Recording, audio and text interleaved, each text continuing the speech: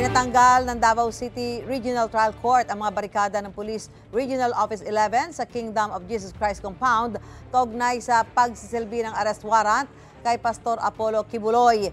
Alinsunod ito sa inilabas na temporary protection order na tugon sa petisyon ng KOJC.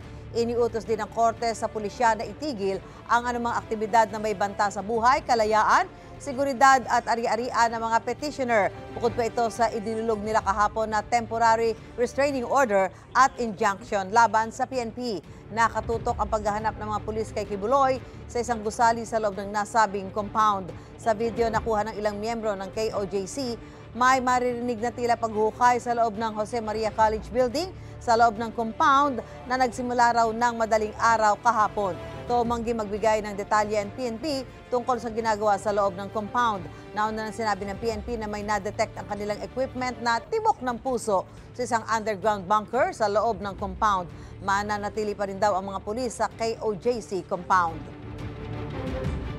Sabi ng korte, the restrictions and control imposed by the PNP 11 over and within the compound of KOJC and GMCFI noticeably trampled not only the property rights of the petitioners, its officers and members, but also the exercise of the religious freedom and academic rights. Depending any order from the court that says Police Regional Office 11 is ordered to vacate and stop the implementation of the warrant, then that will be the time that we're going to vacate.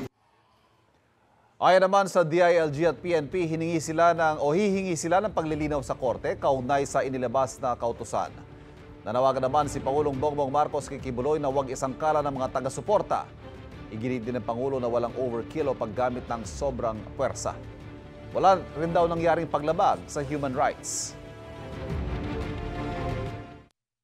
I think what they are talking about is political na yan. Hindi na totoo yan. You go to any human rights advocate, there's nothing that we did. Lahat ng pumasok na pulis, hindi armado. Walang baril, kahit isa. Hindi kami gumamit ng tear gas. Wala kaming ginawang ganun. So ano yung human rights violation? Mga kapuso, para una ka sa mga balita, mag-subscribe sa GMA Integrated News sa YouTube.